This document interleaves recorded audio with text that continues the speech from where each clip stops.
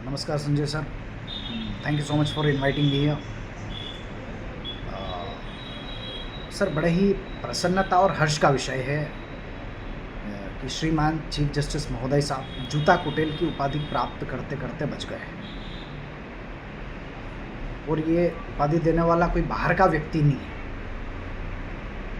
Senior advocate supreme court Shri Rakesh Kishore साहब, senior advocate in the sense of experience and age also, 70+ उनकी as है sir. मैं मानता हूँ सर, सीजेआई गवई साहब को उनका एहसानमंद होना चाहिए कि उन्होंने सिर्फ जूता उठाया अपने विरोध दर्ज करने के लिए। आप कल्पना कीजिए संजय सर, श्रीमान गवई साहब पाकिस्तान की किसी कोर्ट के एडवोकेट रहे होते या फिर जज रहे होते और उन्होंने वहाँ पे ईश निंदा की चिड़िया नहीं रज्जो नचाई होती।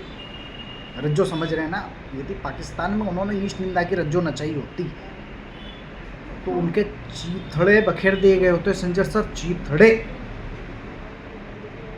डीएनए टेस्ट करके पता करना पड़ता कौन सा पार्ट गवई साहब का है। ये हालत कर दी गई होती है आपकी पाकिस्तान। और पाकिस्तान छोड़िए संजय सर, पाकिस्तान छोड़ दीजिए, अब हिंदुस्तान की हम बात करते हैं।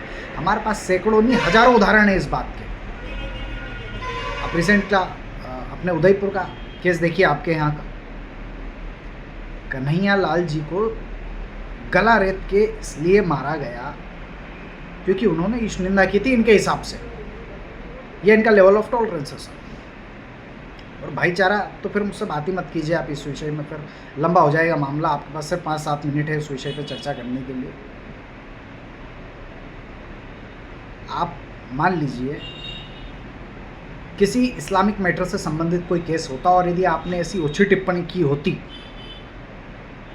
तो आपके सिस्टम के द्वारा सर डिस्ट्रिक्ट कोर्ट से लेके सुप्रीम कोर्ट तक सबने हाथ पीछे खींच लिए होते और आपको आपके सिस्टम के द्वारा नुपुरवास पे पहुंचा दिया गया होता। नुपुरवास पे आपकी वही स्थिति होती जो नुपुर शर्मा की हुई थी। कोई भी नहीं बचा था आपको, सिर्फ आप रहते बोले गवई साहब हुआ करते थे, कभी हमारे बीच में कहाँ है पता नहीं। पब्लिक लाइफ से कंप्लीटली बाहर हो गए होते हैं आप सर। संजय सर, मेरा मतलब क्या कहें इस माइंडसेट को,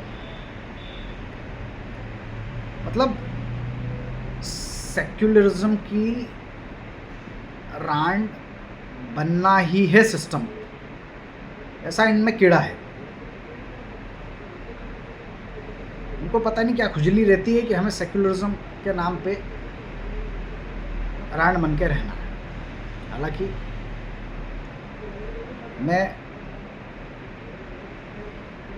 रांड की तुलना इंडियन जुडिशरी से करने पे रांड का अपमान समझता हूँ। काफ़ी विद्वान लोग, आप जैसे मुझे बोलना नहीं चाहिए, नाम लेना चाहिए, बट काफ़ी सारे लोग हैं, विद्वान लोग हैं देश में जो मानते हैं कि supreme court is not supreme court but the supreme court of justice, right. बिकता है सर, पता है, ऊपर से नीचे तक। हालांकि राकेश किशोर साहब का गुस्सा सर पूर्णतः वाजिब था।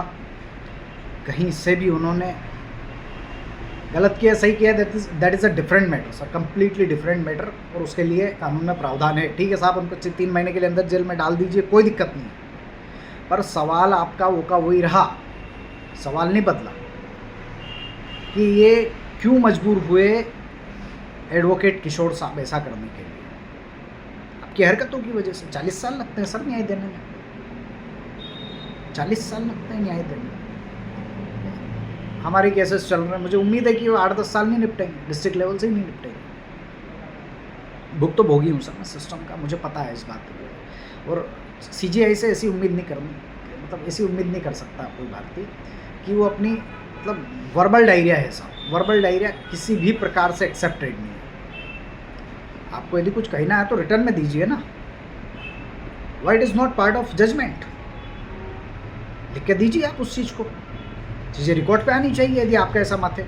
हालांकि आप किस मत से बिलोंग करते हैं, what is the mindset and ideology you are having, हमें पता है उस बारे में, आपका झुकाव किस तरफ है। ठीक है, हमने कई लोगों को झेला इस देश में,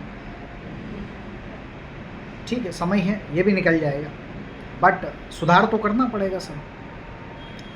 मतलब CJI इंडिया का आसिम मुनीर नहीं है,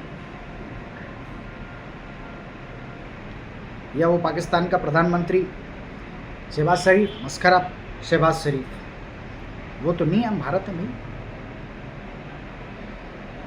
ठीक है, जो भी होगा देखा जाएगा समय पे, बट अब गवई साहब को इस्तीफ़ा दे ही देना चाहिए। आपकी भी प्रतिष्ठा का सवाल है और पद की प्रतिष्ठा भी उससे रह जाएगी। ठीक है सर, थैंक यू।